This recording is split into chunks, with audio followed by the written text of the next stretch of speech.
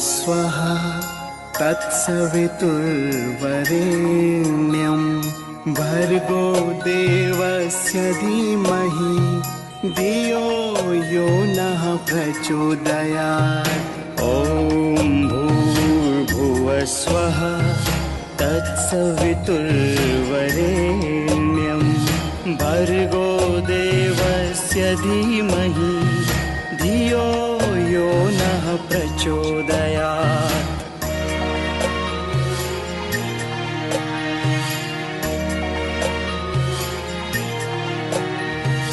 ॐ भूर्भुवस्वः तत्सवितुर्वरेण्यं भर्गो देवस्य धीमहि धियो यो नः प्रचोदयात्।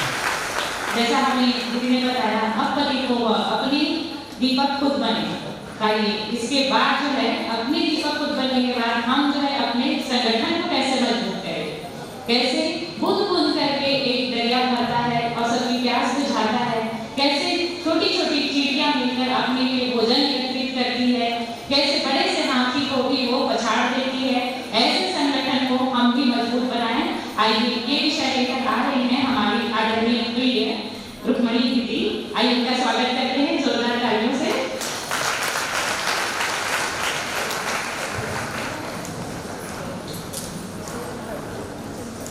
माता जी की दीदी, आप लोग बोर थोड़ी हो रहे हैं, नहीं थोड़ी आना, इतने दूर से आए हो ये तो नहीं आएगा, इतना तो तय है। आइए पुनः जुड़ते हैं एक नए विषय के साथ। दीदी सबसे पहले तो मीना बहन को धन्यवाद बुलाने के लिए। आदरणीय मंच बोलिए गांधी माता की जय। परम पूज्य गुरुदेव परमदेव माता जी और आदिशक्ति मां गायत्री की सूक्ष्म उपस्थिति में आज एक विशेष कार्यकर्ता गोष्ठी रायपुर के इस हॉल में हो रहा है, जहां आज उपस्थित है आदरणीय राठौर भैया जी, आदरणीय कुत्ती दीदी, आदर्श दीदी, आशा दीदी, शैला दीदी और मंचस्थ और साथ आप सब बहुत बहुत स्वागत, बहुत अभिनंदन, बहुत बहुत प्रणाम आप सबको। आइए पहले संगठन को जानने का प्रयास करते हैं। जब भी बात होती है संगठन की बात होती है, संगठन मजबूत करें, संगठन बनाएं, संगठन को आगे बढ़ाएं, संगठन संगठन संगठन। तो इससे पहले मैं यही बोलूंगी, संभव शक्ति कलियुग, आपने ये सुना है, ये लाइन सबने सुना है। कलियुग की शक्ति संगठन, संगठन से ना कोई बड़ा है। गांव समाज राष्ट्र सब केवल संगठन से ही खड़ा है। अगर संगठन नहीं तो गांव नहीं, समाज नहीं, ना ही ये राजनीतिक पार्टियां हैं, ना ही ये राष्ट्र है, ना ही विश्व है। तो आखिर संगठन क्या है? इतने बार हम संगठन संगठन कहते हैं, अपने संगठन को मजबूत करना है करके, तो आखिर हमने क्या समझा आज तक? संगठन को हम क्या समझते हैं? अगर ये स्कूल होता दीदी तो मैं एक एक को प्रश्न पूछती थी, दीदी आप बताओ संगठन के बारे में क्या जानते हो, आप बताओ। लेकिन चूंकि ये स्कूल नहीं है, ये आप लोगों की एक प्रेम वगैरह कह सकते हैं, यहाँ पर आप बैठे हुए हो और समय की कमी है तो मैं एक एक को प्रश्न नहीं करूंगी। लेकिन हर किसी के मन में ये प्रश्न होता है कि संगठन की तो बात करते हैं, क्या समझते हैं संगठन को? कई एग्जाम्पल आते हैं, उदाहरण आते हैं हमारे पास। जैसे एक उदाहरण आता है कि चूल्हे में आग जल रही है, लकड़ियां हैं जल रही है, किसी एक लकड़ी को हम निकाल देते हैं तो वो लकड़ी बुझ जाता है। बाद में पता चलता है यही कि वो अपने ग्रुप से, अपने गठन, अपने संगठन से अलग हो गया, इसलिए बुझ गया। अगर वो साथ में होता तो जलता रहता और प्रकाशित करता रहता। ऐसे ही और एग्जाम्पल आते हैं मधुमक्खी छत्ते के।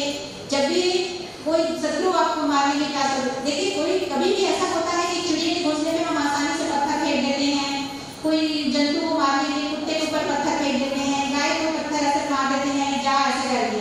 लेकिन कभी भी हमारी हिम्मत नहीं होती कि मधुमक्खी के छत्ते पर पत्थर मारे, क्योंकि हमको पता है कि इसको फेंकेंगे तो अकेला तो आएगा नहीं, है ना, एक समूह में आएगा जो अपने आप में बहुत बड़ी पावर लेके आएगा। तो ये सब हम समझते हैं कि संगठन इतनी पावरफुल होती है। इसके बावजूद भी आज हम इसको समझने का प्रयास कर रहे हैं, क्या संगठन वाकई में जीवित है?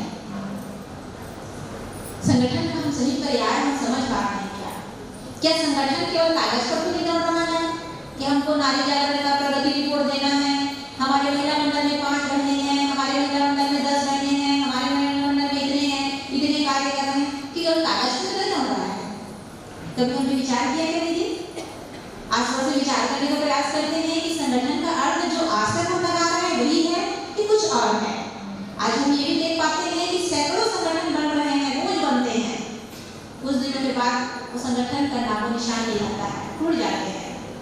तो क्या उसको हम संगठन मानेंगे?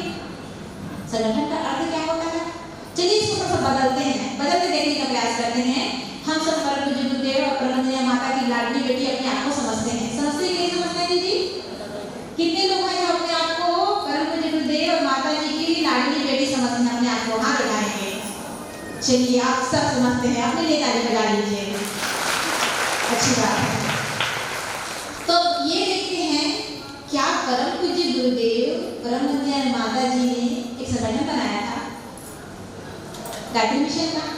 कभी हमने विचार किया होगा? आप लोगों ने जरूर किया होगा। अगर मैं सोच पा रही हूँ तो आप भी सोच पा रहे होंगे, है ना? भले ही वहाँ है, हम यहाँ हैं, लेकिन आप भी सोचते होंगे क्या परम पूज्य गुरुदेव परमपूज्य माता जी ने इस संगठन का निर्माण किया था? तो उत्तर आता है नहीं। परम पूज्य गुरुदेव परमपूज्य माता ने संगठन का निर्माण नहीं किया था, बल्कि गायत्री परिवार का निर्माण किया था। और वही परिवार यहाँ बैठा हुआ है। तो इसके अंदर क्या चीज होता है, हम इसको भी समझ लेते हैं। परिवार में क्या होता है? हम जब जाते हैं गायत्री परिवार, परम पूज्य गुरुदेव ने परिवार निर्माण के लिए लेख भी लिखा है, आप लोगों ने किताब पढ़ा भी होगा। और आप इतनी सारी बहनें बैठे हैं, तो हमारी कितने सारे बहनें ऐसी हैं जिन्होंने अपना परिवार निर्माण बखूबी किया है। उनके संतति, उनके घर परिवार मतलब सुख संपन्न, समृद्ध, संस्कारी, ये सब है। मतलब आप लोगों ने धरातल पर परिवार निर्माण करके बताया है। तो आप लोगों ने तो व्यक्तिगत अपना परिवार निर्माण किया है, अब परम पूज्य गुरुदेव ने बनाया है वो परिवार।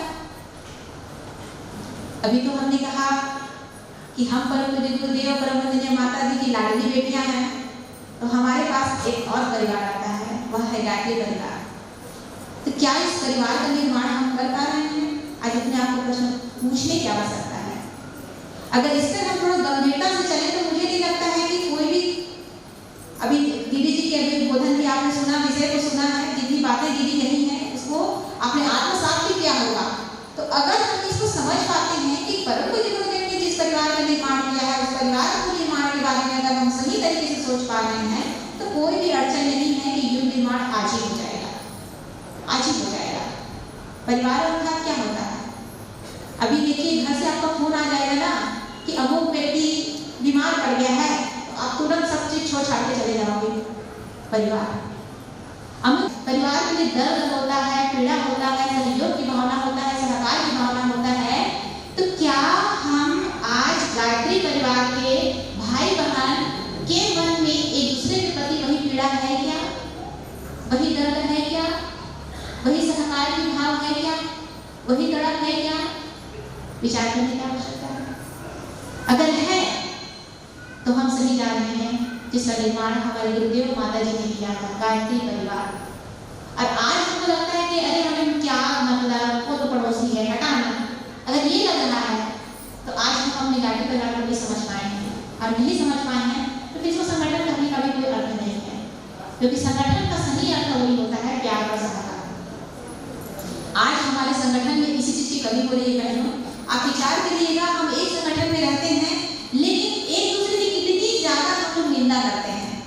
ये क्षमा चाहते हुए मैं ये लाइन को बोल रही हूँ, क्योंकि हम सब एक ही समाज का हिस्सा है, एक ही परिवार का हिस्सा है, और एक ही जीवन, हम सबका एक अपना निजी जीवन है, और हम सब इस चीज को समझते हैं।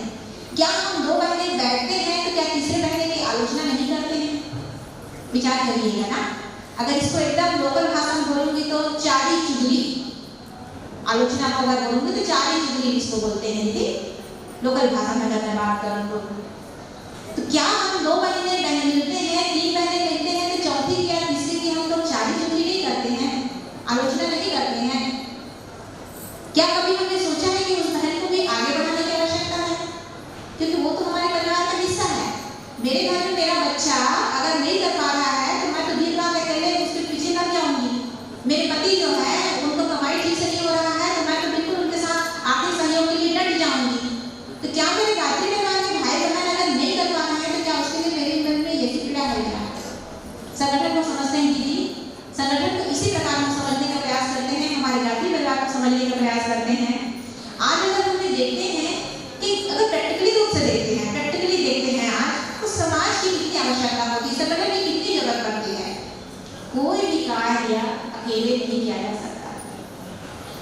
कार्यक्रम अकेले किया जाना होता तो यहाँ पर केवल और केवल कुंती दीदी बैठी होती, हम सब यहाँ नहीं आते। किसी भी कार्य की सफलता के लिए समूह की जरूरत होती है, संगठन की जरूरत होती है। खाना एक जने को बनाना होता तो बना लिए होते खाना, एक जने को ये गजरा बनाना फूल बनाना रहता ना तो कर लिए होते। लेकिन आप जान रहे हैं कि कल से दीदी लोग लगे हुए हैं, आए हुए हैं, कितने सारे मालाएं बनाए हैं, ये सजावट हुई है, ये कुर्सियां लगाई हैं, ये दरी बिछाई है, खाना बनाई है, सारा काम किया है। और उसमें एक व्यक्ति का काम नहीं है, उसमें समूह का काम किया है। अगर वो एक साथ लेकर नहीं काम किए होते तो इतने सफल कार्यक्रम जो आज यहाँ पर बैठे हैं वो शायद संभव नहीं होता। संगठन की जरूरत तो पड़ती है, साधारण मानव के लिए नहीं, जितने ईश्वरीय सत्ता हुए हैं उनको भी संगठन की जरूरत पड़ी है। बहुत सारे उदाहरण आपने देखा है। क्या आवश्यकता थी श्री रामचंद्र जी को वृक्ष माता की सहयोग करने की? क्या रावण नहीं मार सकते थे? क्या रामचंद्र जी रावण नहीं मार सकते थे? बताइए, मार सकते थे। क्या जरूरत थी उनको वृक्ष माता की सहयोग लेने के लिए? सहयोग, श्रेय, सम्मान। क्या जरूरत थी हमारे कृष्ण भगवान जी को गोपालन की सहयोग लेने की? क्या जरूरत थी? कर सकते थे वो। क्या जरूरत थी परम पूज्य गुरुदेव को हम लोग के सहयोग लेने की? क्या जरूरत थी? क्या वो नहीं कर सकते थे काम? वे नहीं कर सकते थे? कर सकते थे। आज हम सबके साथ अपने हृदय में ये चीज को महसूस करते हैं, जितने बहने बैठे हैं ना सब महसूस करते हैं कि जो भी काम आप करते हैं ना उसमें आपका योगदान तो नहीं है। मैं सही बोल रही हूँ दीदी? हमारे जितने बहन यहाँ पर बैठे हैं सब ये महसूस करते हैं कि हम जो काम करते हैं ना हमारे पीछे हमारी गुरु सत्ता करता है। ये महसूस करते हैं कि नहीं?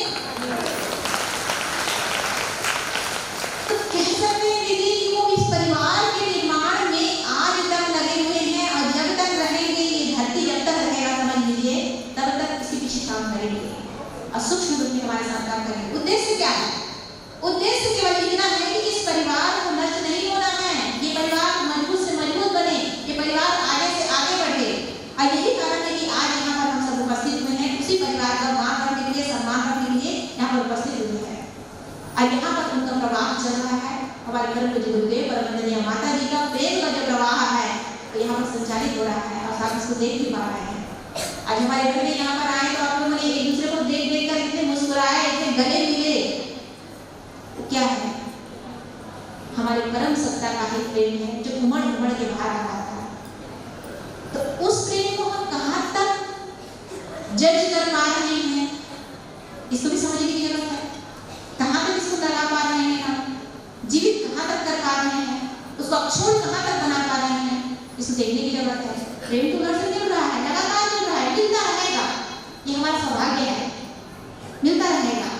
तो उस प्रेम का कर क्या रहे हैं हम, क्या कर रहे हैं, विचार करने की जरूरत है। भैया एक तरफ से मिल रहा है, उसको बटक के थैला में रखेंगे और उसको किसी को देंगे नहीं।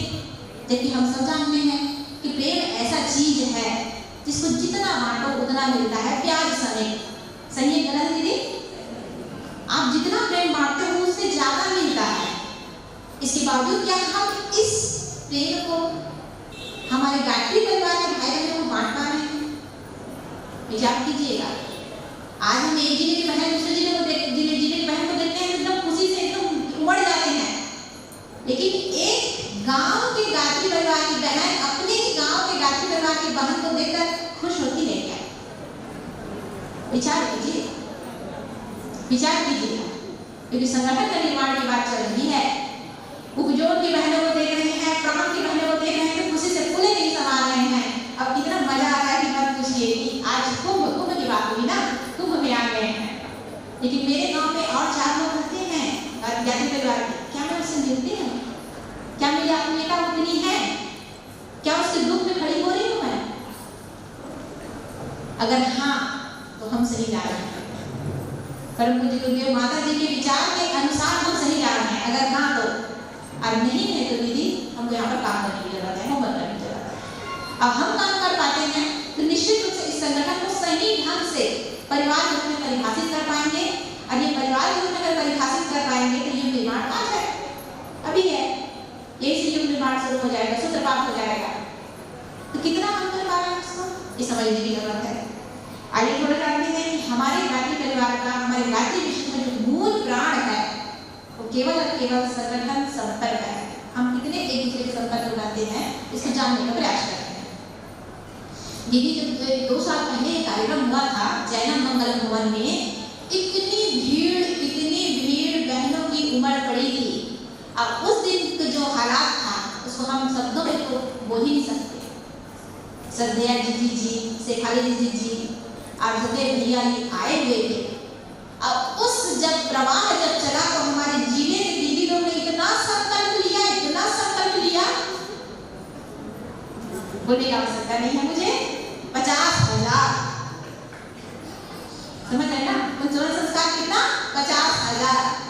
ये भी नहीं सोचा कि क्या हम इसको पूर्ण कर पाएंगे, क्योंकि वो प्रवाह चल रहा था। अब वो ऊर्जा धीरे धीरे कुछ दिनों तक रहा, उसके बाद वो कहाँ गया किसी को पता नहीं चला। पता है ये तो आज यहाँ आप लोग उपस्थित क्यों हुए पता है दीदी, उसी ऊर्जा को याद दिलाने के लिए। ये हमारी आदरणीय कुलती दीदी की योजना थी कि हमारे बहनें धीरे धीरे अपने संकल्प को भूल गए हैं। अगर ये भूल जाएंगे तो 2026 तक क्या होगा, क्या वो दिखाएंगे हम अपनी माँ की सत्ता को। अब उसी सत्ता को याद दिलाने के लिए ये आज की जो गैदरिंग प्रोग्राम है, आज यहाँ इकट्ठा हुए हैं, उसी कारण है कि पुनः सबको बुलाते हैं, पुनः वो शक्ति याद, जैसे हनुमान जी भूल गए थे ना, उसके पास बहुत सारे पावर है, तो समझ लीजिए उसी हनुमान की शक्ति को पुनः याद दिलाने के लिए आप लोगों को यहाँ बुलाया गया है, ताकि पुनः से आप यहाँ से ऊर्जा वार्म कर जाए और संकल्पित होके जाए और 2026 तक पूरा आग लगा दे धरती पे। ये है संगठन, तो वही संगठन शक्ति को जगाने के लिए यहाँ पर आप लोगों को बुलाया गया है। और मुझे लगता है कि सफलता जरूर मिलेगी, बहुत जरूर मिलेगी और जरूर मिलेगी। बहनों आइए हमारे थोड़ा सा और जाने का प्रयास करते हैं। देखिए काम तो सबके है, कोई माँ है, कोई दीदी है, सब है अपना काम है। ये लाइन में जरूर बोलती हूँ, जरूर बोलूंगी कि हमारी भूमिका कितनी होती है, कहाँ पर कितनी भूमिका होती है। जब हम अपने आप को गृहिणी समझते हैं ना, गृहिणी समझते हैं तो बस खाना बनाने, झाड़ू पोछा नहीं हमारी पूरी जिम्मेदारी खत्म, उससे बाहर हम सोच ही नहीं सकते। गाड़ी परिवार का काम करना है, रोकना चाहिए, घर के काम पहले करो। एक बात आता है क्योंकि हम गृहिणी अपने आप को क्या समझते हैं, गृहिणी समझते हैं। एक माँ क्या समझती है, मेरी माँ हूँ, मेरी पहली भूमिका क्या है, मेरे बच्चे को अच्छे से परवरिश देना, उसे खान पान का ध्यान रखना, बस और कुछ नहीं दिखता है। मिशन का काम करना है, चल बहन जाएंगे, यहाँ जाएंगे, रुक दो, घर के लोग देखना फिर जाऊंगी, ये भाव आता है, आना भी चाहिए। परिवार निर्माण की बात कर रहे हैं तो पहले परिवार ही आता है, आना भी चाहिए।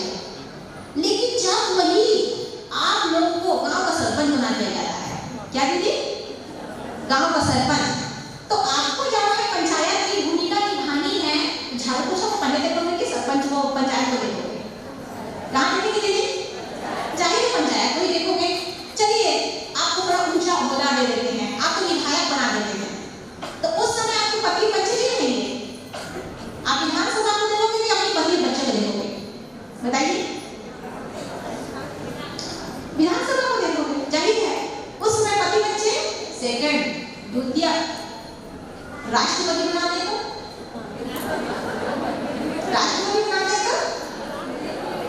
सारी दुनिया एक तरफ, मेरे राष्ट्र एक तरफ, नो पति, नो बच्चे, नो परिवार, सब होता है कि नहीं, सही है कि नहीं है? और जब हम अपने आप को परम पूज्य गुरुदेव परम वंदनीय माता जी की बेटी मानने तो विचार कीजिए। अब देखिए जिस दिन इसको हृदय से हम स्वीकार कर लेंगे तो पति बच्चे दिखेंगे, बताइए आप लोग बताइए।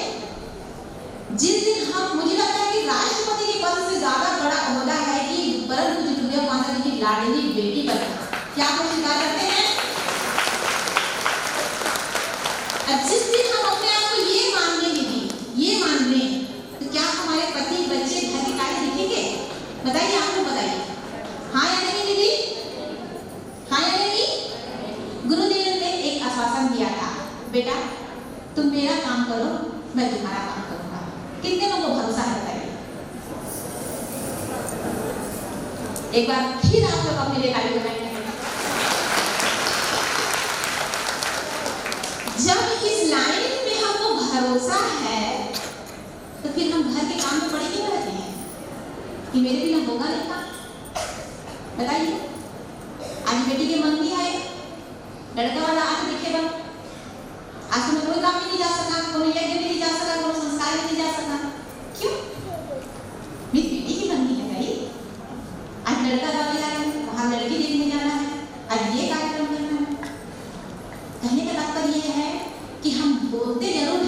कि उस लाइन पे उनको भरोसा है कि बेटा तुम मेरा काम करो, मैं तुम्हारा काम करूँ। बोलते हैं दीदी, मुझे भरोसा है, बोलते हैं, लेकिन सही मायने में नहीं भरोसा। जिस दिन भरोसा हो जाएगा ना, उस दिन पूरा घर वर्ष सबको छोड़ के चले जाएंगे। देखिए, ये मेरी बेटी नहीं है, आपकी बेटी है, इसकी शादी कैसे करना है आप जानो। ये मेरा बेटा नहीं है, इसको नौकरी कैसे लगाना है आप जानो, मैं तो बस आपके काम करने के लिए चली। उस लाइन के लिए पर माता जी की जो लाइन है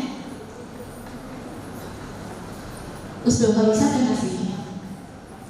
और जब तक ये भरोसा नहीं आएगा दीदी, मुझे नहीं लगता है कि हम अपने संगठन को मजबूती दे पाएंगे या इस परिवार पे न्याय कर पाएंगे, इस परिवार शब्द पर न्याय कर पाएंगे। इसमें तो ज़्यादा लंबा चौड़ा मुझे नहीं लगता कि मुझे बोलना चाहिए। संगठन के अर्थात प्यार है और प्यार है, सहकार है। इसके आगे मैं सिर्फ अपने महिला मंडल की बात करना चाहती हूँ। जब संगठन की बात आती है तो नारी जागरण की बात आती है, और नारी जागरण की बात आती है तो महिला मंडल की बात आती है, और महिला मंडल की बात आती है तो आपके अंदर जो प्रेम और सहकार है उसकी बात आती है। आप सब जानते हैं, नारी जागरण वाले इसमें किताबों में पढ़े हैं कि बहनों के पास जो शक्ति है वो किसी के पास नहीं है। अद्भुत शक्ति, अद्भुत शक्ति, और उसी शक्ति से वो पूरे विश्व को जोड़ के रखी हुई है। वो है प्यार, और प्यार का प्यार। जो काम एक बहन कर सकती है वो भाई कभी नहीं कर सकता। अनंत प्रेम की ऊर्जा केवल आपके पास होता है। और आप जानते हैं, प्यार का भूखा इंसान ही नहीं, जीव जंतु भी होता है। जीव जंतु भी नहीं, स्वयं ईश्वर भी प्रेम का भूखा होता है। इतने बड़े हथियार करने के बाद भी आज हमारे संगठन पे क्वेश्चन मार्क लग रहा है, प्रश्नवाचक चिन्ह लग रहा है। विचार करें दीदी, आज हमारे बहुत सारे महिला मंडल टूटने के कगार पे हैं, जबकि हमारे गांधी परिवार का नारी जागरण का अगर देखा जाए, संगठन की पहली इकाई देखा जाए तो वह इकाई है महिला मंडल। तो आज मेरा महिला मंडल टूट गया, क्यों टूटा? क्या हमने विचार किया? जब हम अपने महिला मंडल को विचार नहीं कर पाते हैं तो क्या ये निर्माण करेंगे, बताइए जरा। हमने कभी उसको काम ही नहीं किया, हमने काम ही नहीं किया कि मेरा महिला मंडल क्यों टूटा। कितना आसान होता है बनाना। हम लोग दीदी 40 बनाए थे, अब 10 जिंदा है, 30 कहाँ गया, क्यों गया? हम नहीं जाना, ऊपर तो अधीक्षक का कोई हरे दूसरा करे, कितना आसानी से बोल देते हैं। क्या हमारी जिम्मेदारी नहीं है देखना कि हमने 40 बनाया था, हमारे आंखों के सामने बड़े गर्व के साथ हमने प्रगति रिपोर्ट में अंकित किया था कि 40 महिला मंडल। क्या हमको देखने का अधिकार नहीं है कि क्या हो गया उस महिला मंडल को? क्या देखने का अधिकार नहीं है दीदी? आज ये काम हम नहीं कर पा रहे हैं क्योंकि मेरे घर में मेरे पति हैं, मेरे बच्चे हैं, मेरे सास हैं, मेरे ससुर हैं, मेरे घर परिवार की जिम्मेदारी है। कहाँ के टूटे माता जी, कहाँ है मेरा महिला मंडल? अब ये नहीं रहेगा तो कहाँ कैसे टूटेगा महिला मंडल? टूटेगा, बिल्कुल टूटेगा। अब महिला मंडल टूटेगा तो फिर यूनियन मार्च हो ही नहीं सकता, ये नारी जागरण हो ही नहीं सकता। प्रथम इकाई टूट गया तो मीडिया की बातें छोड़िए। आज यहाँ हम उनको बुलाने का मतलब ये कि हम जमीन पे जाकर पुनः विचार करें, जो महिला मंडल ध्वस्त हो गया है उस पर हम काम करें। एक बार फिर से उसको जगाने की प्रयास करें। आप लोग सब जानते हैं कि महिला मंडल का निर्माण कहाँ से शुरू होता है? संपर्क से शुरू होता है। हमारी जो बहनें होती हैं वो संपर्क करने के लिए जाती है, अपने जैसे बहन ढूंढ लेती हैं, और ढूंढने के बाद हमारे जितने भी सख्त आंदोलन है उसके बारे में चर्चा करती हैं कि हमारे गांधी परिवार की ओर से ये काम किया जाता है। और आप सब जानते हैं कि जब आप ये बात बताते हैं तो सामने वाला प्रभावित हुए बिना नहीं रह सकता। बहनों, आप लोगों को पता है हमारे सब आंदोलन की जब हम बात करते हैं ना, देखिए हमारे कर्मचारी ने पर्यावरण संरक्षण एक आंदोलन दिया है, जिसके अंतर्गत उन्होंने क्या क्या दिया था कि जल बचाओ, जल संरक्षण दिया है, वृक्षारोपण दिया है, ये सारा चीज दिया है। और आप लोग इस चीज को जाकर महसूस कर रहे दीदी कि हमारे जो केंद्र सरकार है वो ये मंच के माध्यम से, राष्ट्र के माध्यम से, अपने माध्यम से ये सारी योजनाओं को निकाल रहा है। आप लोग को पता है ना, जल बचाओ, जल संरक्षण योजना कहाँ नहीं चलता है, तो ट्रेनिंग होती है, लेकिन पहले किसने कहा? पहले किसने कहा? परम पूज्य गुरुदेव ने कहा। और जल संरक्षण योजना कहाँ चल रहा है? हमारे केंद्र सरकार इसको निकाल रही है। आपने महसूस किया? नारी जागरण 50 साल से पहले बार परम पूज्य गुरुदेव ने कहा था, नारी जागरण की बात करते 50 साल नहीं 70 साल पहले कहा था। आज तो देखिए मातारी बंधन योजना चल रहा है, नहीं चल रहा है? ये तो हमारे गुरुदेव की योजना है भाई। जो सरकार आज देखिए सूक्ष्म रूप से कैसे काम कर रही है, उनकी शक्ति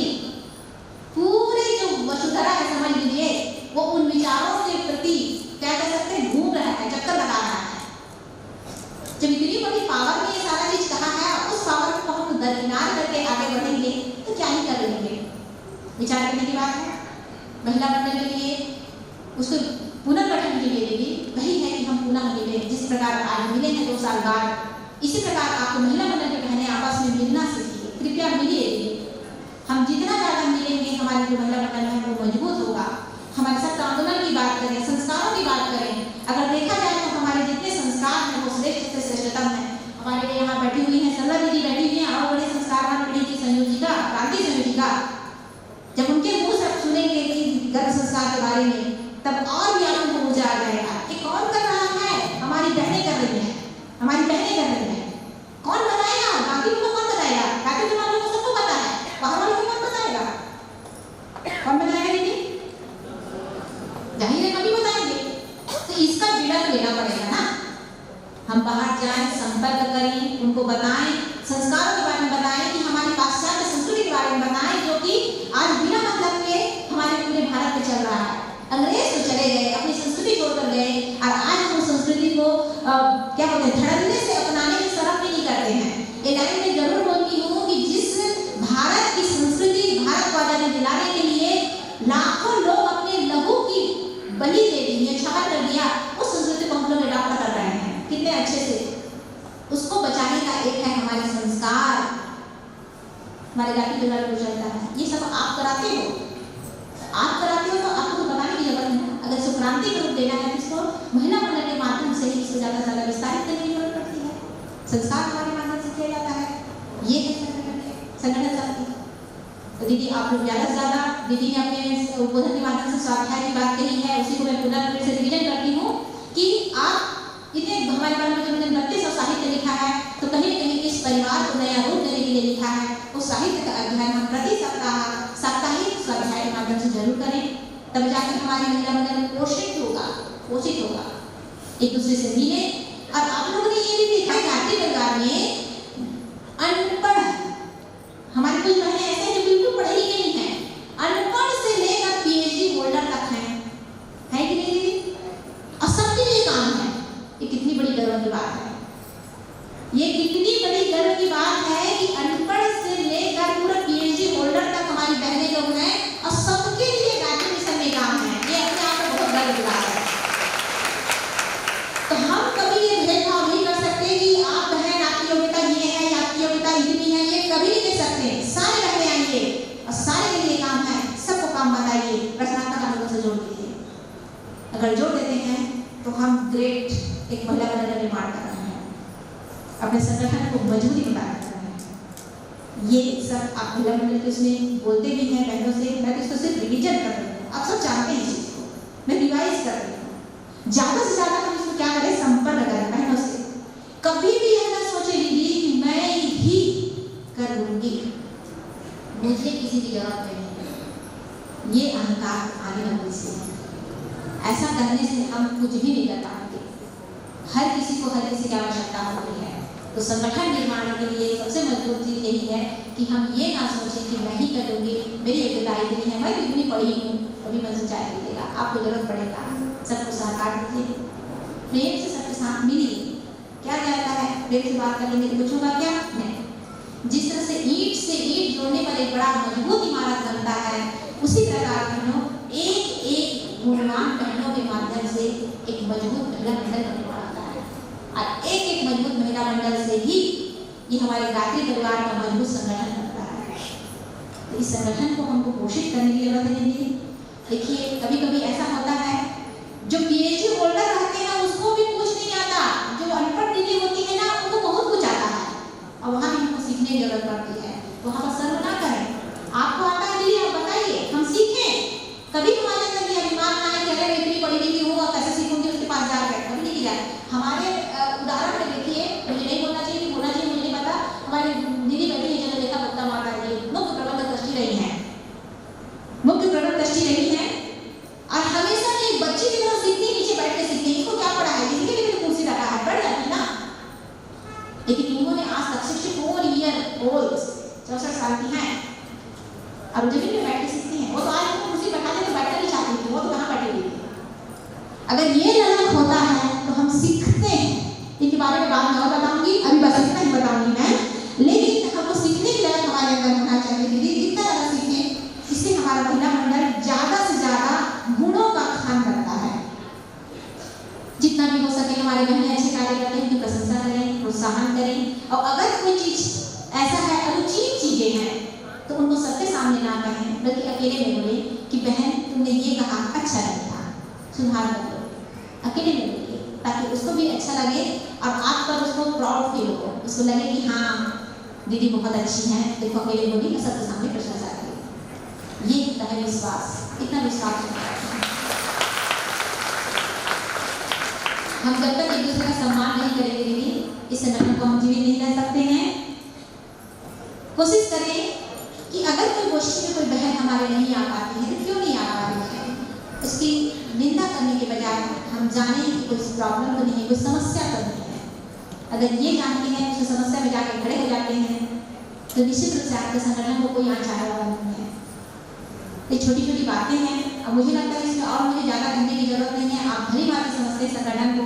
अगर हमें संगठन को मजबूत करना है दीदी, तो केवल हमारे परम पूज्य माता जी के जो सूत्र है, मूल सूत्र है, जिसके माध्यम से उन्होंने आज इतना विशाल गायत्री परिवार बनाया है, तो वह प्रेम है, प्रेम है और प्रेम है।